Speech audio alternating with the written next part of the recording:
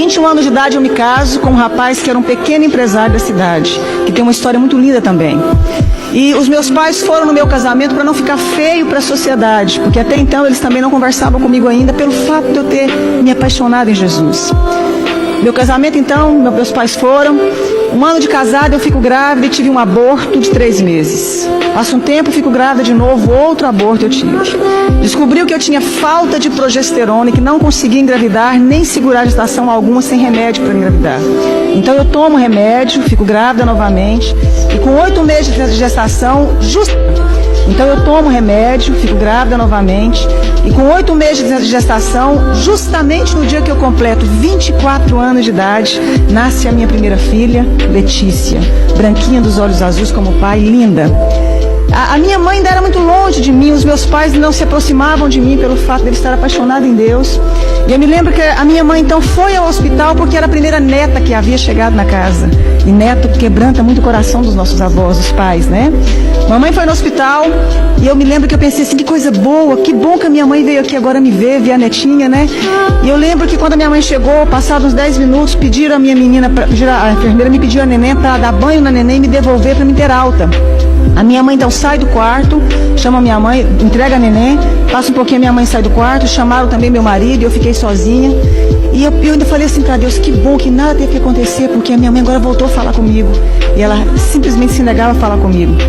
E eu me lembro que naquele momento então, entra no meu quarto a chefe da pediatria do Hospital da Mulher em Goiânia.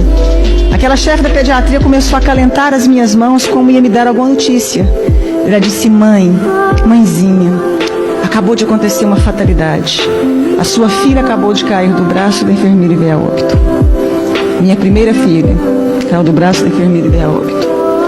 É muito fácil você levar um bebê para casa, mas você levar um caixão é muito difícil, minha querida. Mas eu queria fazer um parêntese aqui e dizer o seguinte, lembra que a minha mãe me falava que eu ia perder um filho como ela havia me perdido para Deus? E eu fazia uma oração que Deus fizesse o que fosse preciso para encontrar o coração da minha família e se revelar a eles. A minha mãe não falava comigo, isso me doía muito. Quando então eu recebo a notícia, minha mãe já havia recebido a notícia na porta do hospital. A minha mãe sobe as escadarias do hospital, entra no quarto e começa a gritar, filha, me perdoa. Filha, eu queria que você tivesse perdido um filho para as drogas, para o mundo lá fora, mas não nessa fatalidade. A minha mãe começa a abraçar as minhas pernas, beijar as minhas pernas. Mas foi a primeira vez que eu vi a minha mãe dizer que me amava. Foi a primeira vez que ela me deu colo. Foi a primeira vez que a minha mãe teve tempo de dizer que eu era especial e importante para ela. Foi a primeira vez que ela pôde ouvir porque eu havia escolhido caminhar com Jesus. E houve então ali um momento de restauração, de perdão entre eu e minha mãe. Os meus pais voltaram a falar comigo. Eu mandei fazer um exame do corpo da minha filha porque eu já tinha tido alguns abortos. 30 dias depois chegou o laudo do exame. Eu descobri que a minha filha havia nascido sem cálcio e sem glicose. A Letícia jamais iria andar e teria convulsões simultâneas. E a minha médica fala para mim, adota um filho porque você não pode mais ser mãe. Mesmo com os remédios, sua filha veio com problema. E eu disse que eu acreditava num Deus capaz de mudar a nossa vida, a nossa história, a nossa sorte. Um ano depois eu dei à luz a uma criança linda, perfeita e sadia chamada Angélica. Faz 11 anos mês que vem. 3 anos depois dei à luz a Annelise, tem 8 anos hoje. Mais 3 anos dei à luz ao Cirino Júnior. Todos perfeitos e sadios. Se eu acabasse aqui a minha história, você já poderia dizer que esse Deus é maravilhoso.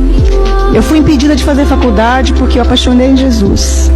Eu lembro que eu escutava uma frase muito comum, que eu ia casar com um pé rapado e com um Zé Ninguém.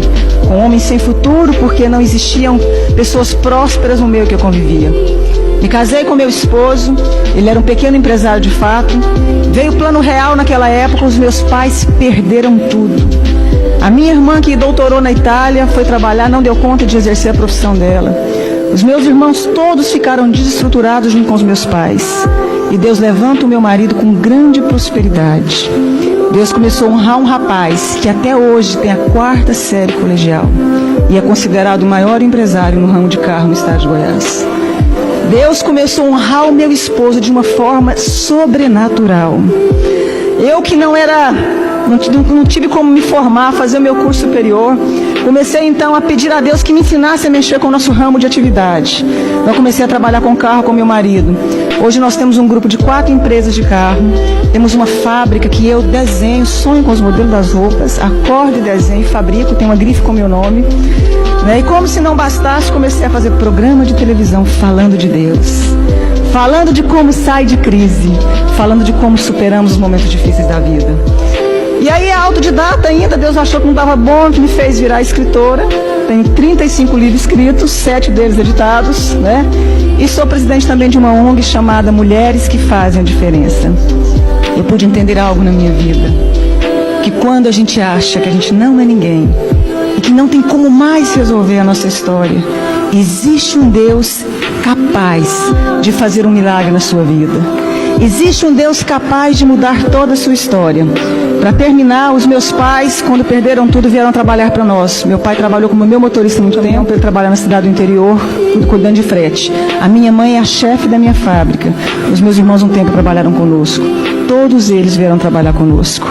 Deus, meu pai um dia chorando me disse, um dia eu te disse que Deus mudasse a sua história, mas eu não imaginava que eu fazia parte dela. E eu quero dizer uma frase para você, dentro do nosso tema. Uma pessoa que é covarde, ela não tenta fazer nada na vida.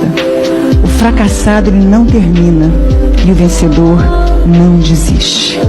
Você nasceu para vencer. O impactante testemunho da ex-modelo é uma edificação para a igreja, demonstrando a graça transformadora de Deus.